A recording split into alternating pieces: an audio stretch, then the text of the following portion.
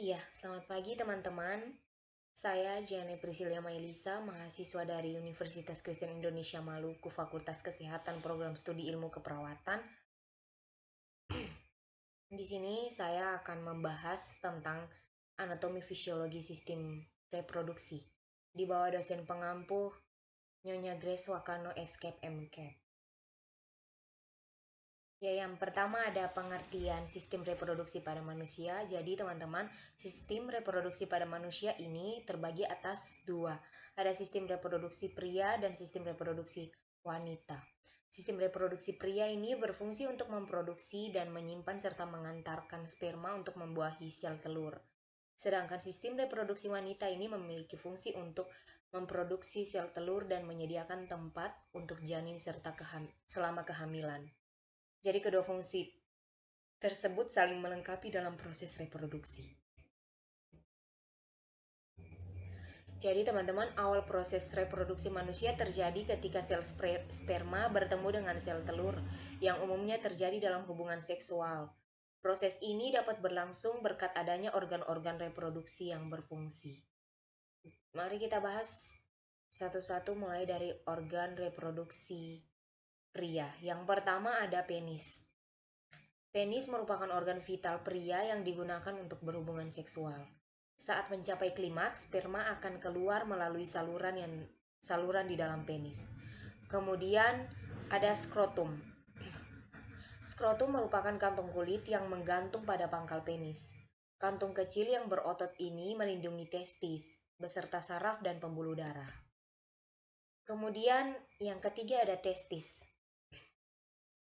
Testis merupakan organ paling penting dalam sistem reproduksi laki-laki yang terletak di dalam skrotum. Testis juga merupakan kelenjar tempat sperma dan testosteron diproduksi. Selain itu, struktur organ reproduksi pria juga didukung oleh organ internal yang dikenal sebagai organ aksesoris.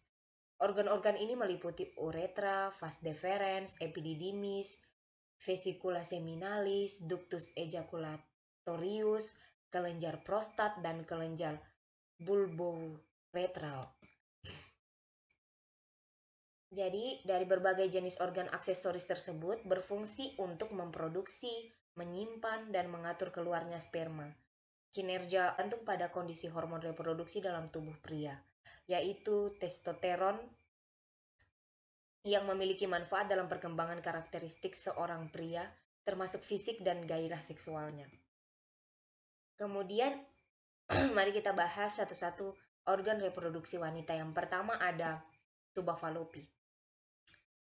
Organ ini berbentuk menyerupai tabung kecil yang menempel di bagian atas rahim.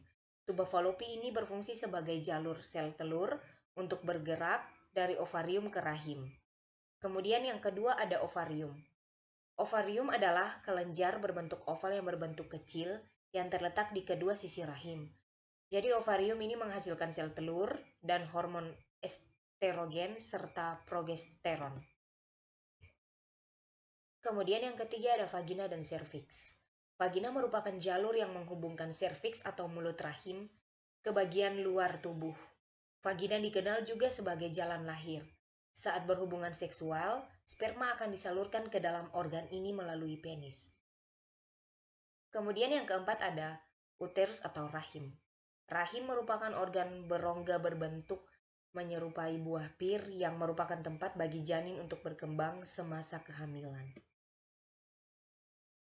Jadi, organ reproduksi wanita ini turut dilengkapi dengan organ reproduksi eksternal, yaitu labium mayor, labium minor, kelenjar batrolin, dan klitoris. Organ-organ eksternal ini berfungsi untuk memicu hasrat seksual wanita, melindungi organ reproduksi internal wanita dari berbagai penyebab infeksi, dan membantu proses pembuahan sel telur oleh sel sperma. Sistem reproduksi wanita ini juga bekerja sama dengan 4 hormon reproduksi utama, yaitu FSH dan LH, yang membantu proses pembentukan sel telur di ovarium, serta estrogen dan progesteron yang berperan penting untuk kehamilan. Jadi teman-teman, sistem reproduksi pada manusia, baik pria maupun wanita ini memiliki keunikan dan fungsinya masing-masing. Kesehatan setiap organ dalam sistem reproduksi perlu dijaga dengan baik, terlebih bila Anda dan pasangan sedang menjalin program kehamilan. Program sistem reproduksi yang sehat bisa dicapai dengan menjalani pola hidup sehat hingga perilaku seksual yang aman demi menunjang proses reproduksi dan kesehatan tubuh secara keseluruhan.